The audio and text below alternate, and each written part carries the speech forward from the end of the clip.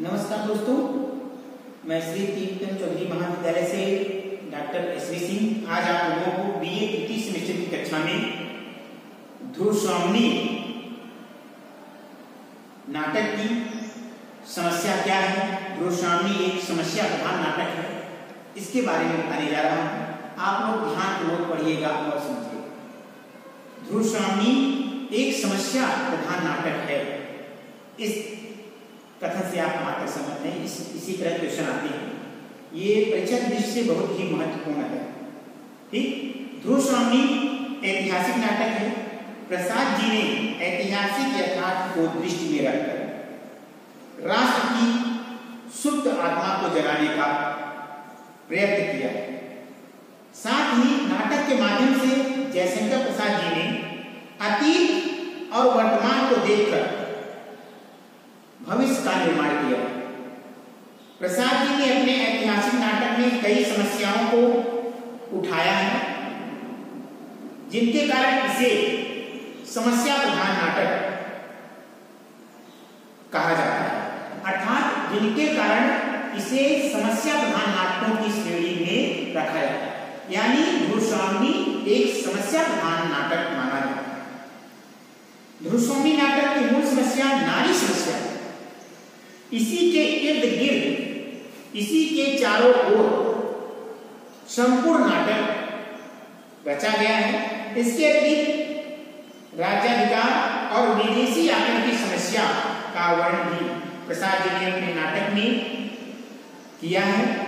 तीनों समस्याएं समन्वित रूप से नाटककार ने इन तीनों समस्याओं को उठाया है और उनका समाधान भी प्रस्तुत किया है। ठीक, ध्रुवस्वामिनी नाटक की प्रधान समस्याएं और उनका समाधान यही तीन हैं। पहली समस्या है नारी समस्या और उसका समाधान। प्रसाद जी के ध्रुवस्वामिनी नाटक में नारी की समस्या है और इसका समाधान भी बताते हैं। ठीक, प्रसाद जी के नाटकों में किसी न किसी समस्या को अवश्य उठाया गया है। चंद्रगुप्त में उन्होंने प्रांतीयता का विरोध और एक छत्र राज्य की स्थापना की समस्या तथा स्कंदगुप्त में संप्रदायवाद के विरोध की समस्या को उठाया है और ध्रुवस्वामिनी में नारी के विवाह या नारी उत्थान की समस्या को उठाया है। प्रोफेसर राकेश के अनुसार ध्रुवस्वामिनी में नारी अधिकारों की औचित्यपूर्ण मांग है। ध्रुवस्वामिनी में नारी पुरुष से निरादृत, अपमानित, पददलित और दयनीय जीवन को लेकर उपस्थित होती है। वह ध्रुवस्वामिनी के रूप में अपनी रक्षा और अधिकारों के लिए विद्रोह करती है और क्रांति करती है। ठीक, प्रसाद की नारी अपमानित होकर पुरुष के चरणों में नहीं रहना चाहती। वह गौरवपूर्ण समानता का अधिकार चाहती है। ध्रुवस्वामिनी रामगुप्त से निरादृत और अपमानित है। रामगुप्त उसे सकराज की अंकसायनी बनाने का निश्चय करता है, जिसे वह चुपचाप सहन करती है, जिसे वह चुपचाप सहन नहीं कर सकती। ठीक, वह अपने अधिकारों के प्रति जागरूक होकर ललकार उठती है और स्वयं अपनी रक्षा को तैयार रहती है। ठीक, और कहती है कि पुरुषों ने स्त्रियों को अपनी पशु संपत्ति समझकर उन पर अत्याचार करने का अभ्यास बना लिया है। वह मेरे साथ नहीं चल सकता यदि तुम मेरी रक्षा नहीं कर सकते, अपनी कुल की मर्यादा, नारी का गौरव नहीं बचा सकते, तो मुझे बेच भी नहीं सकते। मेरा हृदय उष्ण है और उसमें आत्मसम्मान की ज्योति है, उसकी रक्षा मैं स्वयं करूंगी। प्रसाद जी नारी को उसके अधिकार देने के पक्ष में है, नारी का अधिकार दिलाने के पक्ष में है तथा नारी में विश्व कल्याण के लिए, विश्व बंधुत्व की भावना के लिए त्याग, सेवा, प्रेम और करुणा इत्यादि गुणों की प्रतिष्ठा करना चाहते हैं। ध्रुवस्वामिनी और मंदाकिनी नारी के संरक्षण की आवाज को ऊंचा करती है। नाटककार ने बताया है कि धर्मशास्त्र नारी को संरक्षण देने के पक्ष में है। इसी वजह से पुरोहित ने रामगुप्त से गोस्वामी के विवाह को अवैध ठहराते हुए उससे मुक्ति पाने के अधिकार को वैध घोषित किया है। इसीलिए हमारे धर्मशास्त्रों में भी कहा गया है कि नारी की सर्वत्र पूजा करनी चाहिए। ठीक, विवाह की विधि ने देवी गोस्वामी और रामगुप्त को एक भ्रांतिपूर्ण बंधन में बांध दिया है। वह रामगुप्त मृत और प्रवर्जित तो नहीं है, पर गौरव से नष्ट, आचरण से पतित और कर्म से राज कलुषित दुराचारी व्यक्ति है। ऐसी अवस्था में रामगुप्त का गोस्वामी पर कोई अधिकार नहीं है। मैं स्पष्ट करता हूं कि धर्मशास्त्र रामगुप्त से गोस्वामी के मोक्ष की आज्ञा देता है। अब गोस्वामी की जो दूसरी समस्या है वह राज्याधिकार की समस्या और उसका समाधान। ठीक, गोस्वामी नाटक की यह दूसरी समस्या है।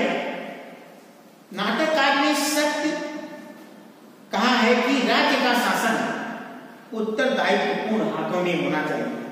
आचरण से पतित राजा को विलासी राजा, मद्यपान करने वाला राजा, प्रजा की उपेक्षा करने वाला राजा राज्य के संचालन के अयोग्य होता है। ऐसे ही व्यक्ति को प्रजा राज्य के अधिकार से वंचित करती है और उसे राजपद से, राजगद्दी से हटा देती है। इसलिए नाटक में परिषद अयोग्य राज्याधिकारी रामगुप्त को राज्याधिकार से वंचित करने का निर्णय लेती है। अनारी पतित और रामगुप्त गुप्त साम्राज्य के पवित्र राज सिंहासन पर बैठने का अधिकारी नहीं है। ठीक है, प्रसाद जी ने अपने नाटक में राज्य अधिकार की समस्या को उठाया है और उसका समाधान भी प्रस्तुत किया है। गोस्वामी नाटक की जो तीसरी समस्या है वह विदेशी आक्रमण की समस्या और उसका समाधान। ठीक है, प्रसाद जी ने इसमें विदेशी आक्रमण की समस्या को उठाया है। राज्य का दुर्बल होना उन्होंने इसका कारण माना। दुर्बलों राज्यों पर विदेशी प्रायः आक्रमण करते रहते हैं। सकरात द्वारा आक्रमण भारत पर विदेशी आक्रमण का ज्वलंत उदाहरण है, जिससे भारतीय संस्कृति और सभ्यता पर बुरा प्रभाव पड़ता है। इस समस्या का समाधान देश प्रेम ही है। देश प्रेम और विश्व बंधुत्व की भावना ही है। गोस्वामी, मंदाकिनी और चंद्रगुप्त में विदेशी आक्रमण के प्रति देश प्रेम और देश रक्षा की भावना अत्यधिक बलवती है। राष्ट्र प्रेम की पवित्रता के परिणाम स्वरूप गोस्वामी तथा चंद्रगुप्त ने सकराज का वध करके भारतीय राज्य के विदेशी आक्रमणकारी से रक्षा की। निष्कर्ष रूप में हम कह सकते हैं कि गोस्वामी एक समस्या प्रधान नाटक है। मुख्य रूप से गुप्तकालीन नारी समस्या है।